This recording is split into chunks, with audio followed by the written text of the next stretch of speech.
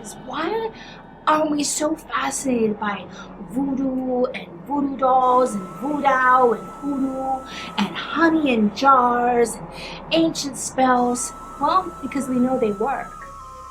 Root work is real, and root work is real because it starts with one of the greatest powers of all, our connection to the ancestors.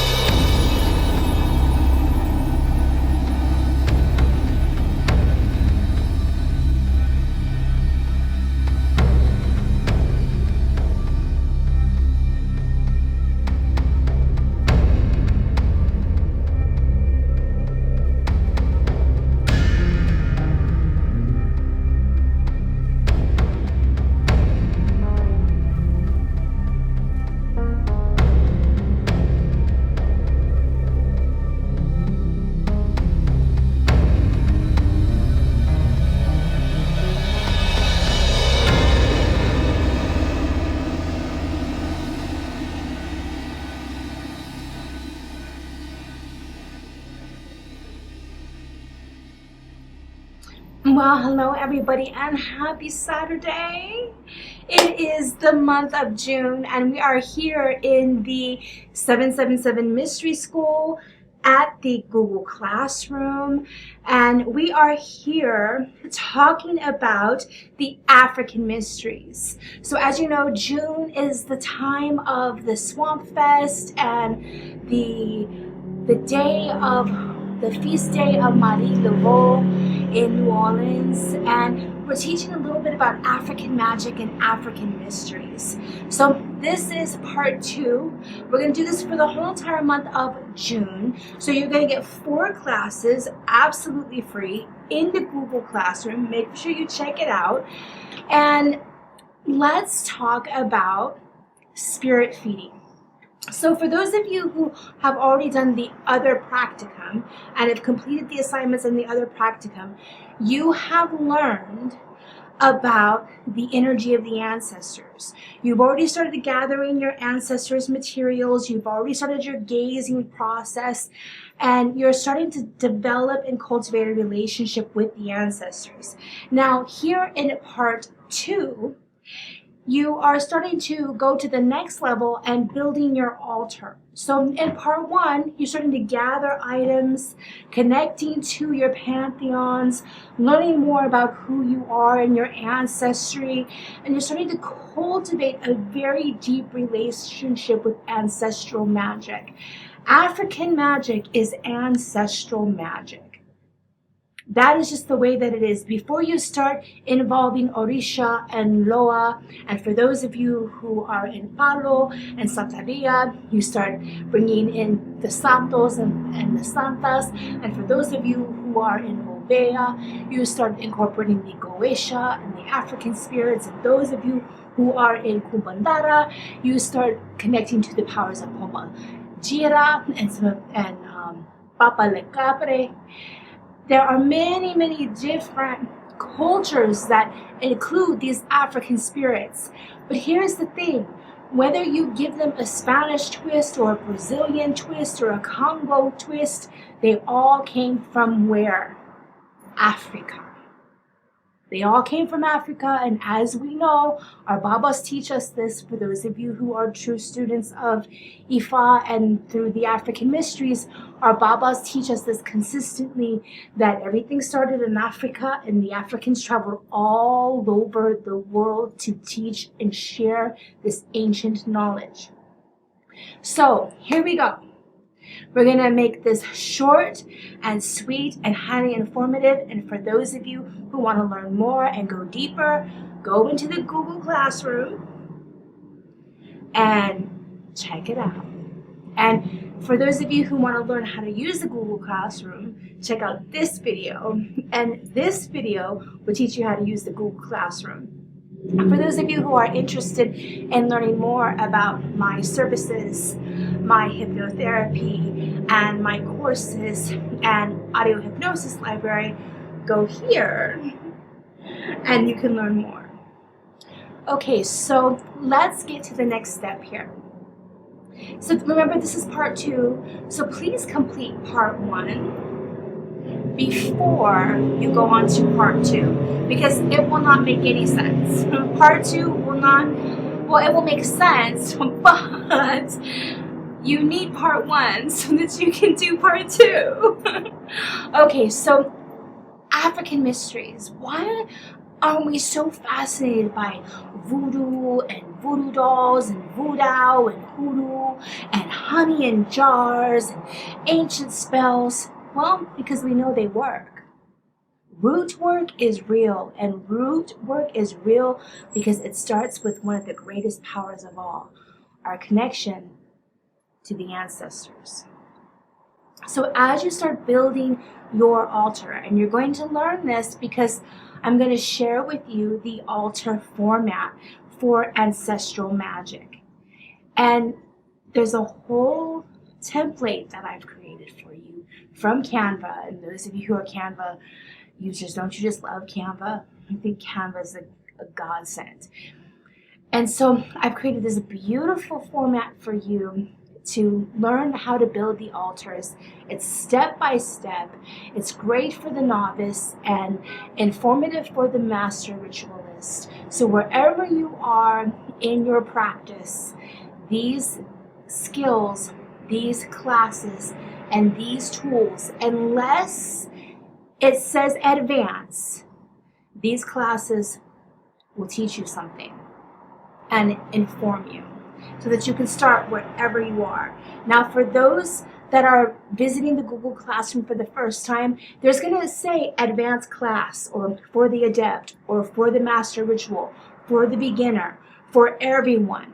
Pay attention to that, because that will kind of give you some insight on how to navigate. But this class, the African Magic class for the month of June, is based on New Orleans style voodoo in honor of our beautiful mother, Iya Love, and some of the things that the melting pot of New Orleans celebrates.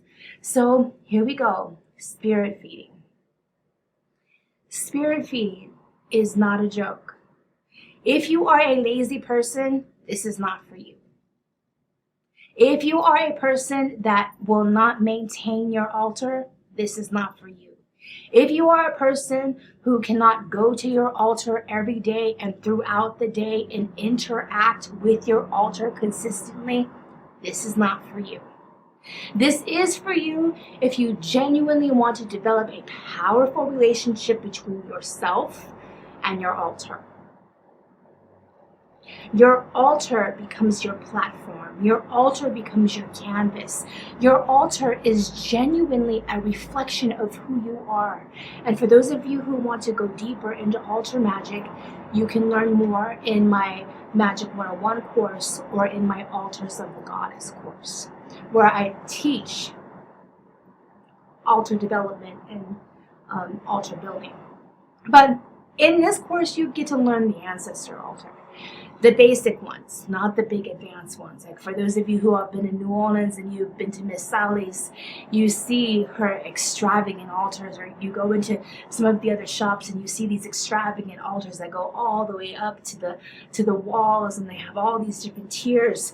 I'm not teaching you that. You've got to go through initiations to learn those tiers. And each tier is kind of like an initiation process. So there's a reason for that. So spirit feeding. We're going to start simple here. So you've finished practicum 1 of African Mysteries. You've gathered your items, and you're getting ready for what we call the 7 Powers altar. The 7 powers can be used for many, many things. I love the 7 powers altar because you connect to the energies of every single day. So it's pretty simple in format, but energetically, it is not simple at all because you're working with the energy of the days. You're learning the colors of the days. You're learning the planetary days. You are literally learning and practicing planetary magic and understanding, well, here we are. Today's Saturday. So we're connecting with the power of Saturday, and we're connecting with the power of, Saturn. So Saturday, Saturn. So you're connecting with your Saturday energy, but you're also connecting with your Saturn energy. And I like to use a black candle on Saturdays. But you can use the candle that works for you best. But in this altar format, we use a black candle for Saturdays. Black dispels energy. Black creates energy. Black candles manifest energy and repel energy, but they also pull in the energy of the mother, the womb of the mother, the darkness of the mother, the primordial mother, and they connect with the power of Saturn. So as you begin to connect with this 7 powers altar, you begin to move through each different day and connecting with your ancestors, connecting with the power, and gradually you can layer on more. So then you can add an ancestor to each day. When you start working with the spirit world, you can start adding a spirit to each day. It all depends on how you begin to cultivate your practice. But in the beginning, you're just starting to get familiar with going to your altar, lighting your candles, lighting your incense, making your offering, and you do 2 offerings a day, making your offering and moving through that practice. You're just practicing the practice. So we kept it sweet and simple. 2 offerings a day. In the morning, you go to your altar. In the morning, you go to your altar, you light your candles, you light your incense, and then you go make your coffee or your tea, and then you give some kind of sweet little treat, like a cookie or a candies or a cake, or maybe you made a little something special, but it needs to be sweet. You can give a little bowl of honey, you can give a little bowl of candy, but you have to change it every day. So every time you change the coffee, you change the sweet, and you do that every morning. And then you go about your day. For those of you who are home and working at home, keep your candles and your incense burning. Connect, connect, connect. Meditate in front of your altar. Connect with your ancestors. Watch how your altar communicates with you. And then in the evening, about an hour or so before you go to bed, maybe earlier, that's up to you. You can navigate the time appropriate for you. Then when you cook your dinner, when you make your dinner, you make them a plate.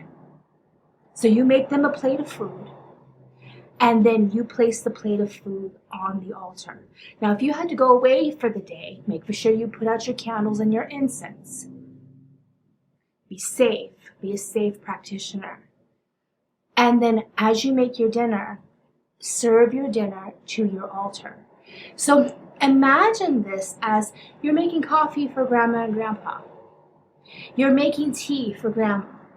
You're making tea or coffee, or, serving a piece of cake to your aunt or your cousin or your sister who has passed. You're making that connection. When I first started this process, there was an incredible connection of just getting up in the morning and making my own coffee, and then making coffee for my grandparents. And then I would go and I would serve the coffee, and I felt that connection. I genuinely felt them and their hands on my shoulders and on my head, and I felt that connection. Now, for some people, that's like, oh, that's totally crazy, you're nuts. Well, I felt it. It was real to me.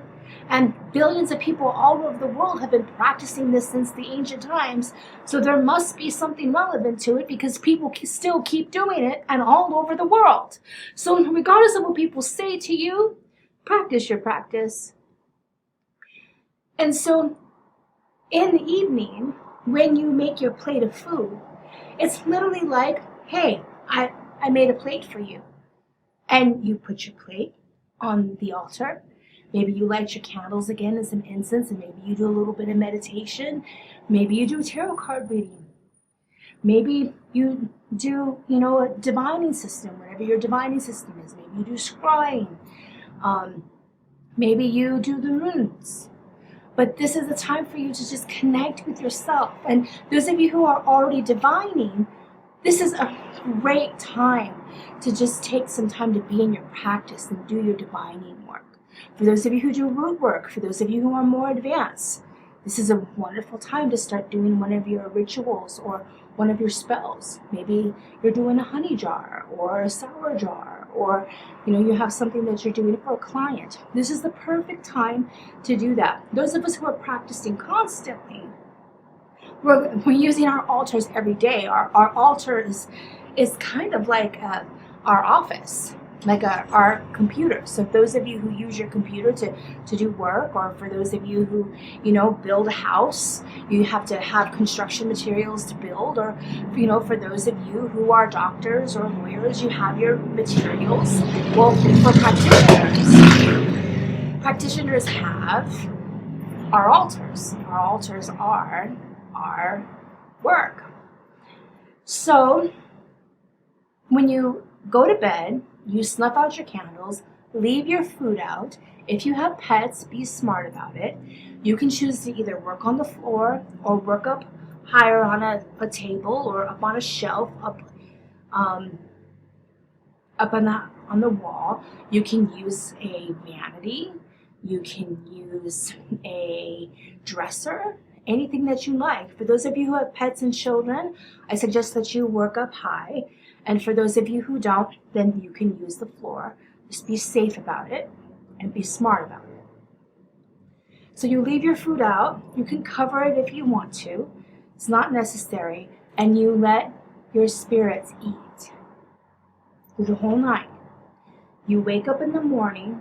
You go to your altar. For those of you who have time, then you can do your candles and your incense. There's a few other instructions there that are provided that I'm not going to add in the video. You'll know what to do for those of you who go to the Google Classroom. And you change your plate of food. You take your plate of food out, you take it away from the altar, you throw it away. And then you make your fresh coffee or your fresh tea. Maybe you're going to give juice that day. It doesn't always have to be coffee and tea. It can be other things. Sometimes I give honey water or sweet water. I have spirits who love sweet water. You just decide what is best for you. You feel it. You intuitively feel what is right. And, sometimes I put out fruit instead of putting out cookies or, little mini treats. I like those little Debbie treats because they're wrapped and they're covered. Those are always a nice little treat. There's so many different things that you can use, so be aware of that. Well, I think I've said what I needed to say about spirit feeding. It sounds simple, but I assure you it's not. But the practice of making coffee and making tea and putting it out for your ancestors, making a plate for your ancestors, lighting candles, lighting incense, paying attention, getting connected, practicing your practice. It's every day. Remember, it's every single day. You have to change the coffee every day. You've got to change the tea every day. Whatever you give to the altar, you change it every day. Now, if you put flowers out, you can keep the flowers out until they die, or you can let the flowers be there dead. Sometimes there's power in that. I like to keep dead flowers on my altar, and some people think that's totally crazy, but we'll get into that a different day. So lots of love, lots of light. This is Samhain, Irena, Crowley. We are here at the 777 Mystery School in our Google Classroom, and I am absolutely thrilled to share the African mysteries with you. We've just watched Spirit Feeding, which is class number 2. Little insights on practices that you can do right now for those of you who are not initiated. And for those of you who are initiated, just a little insight and a little reminder, how are you practicing? Lots of love.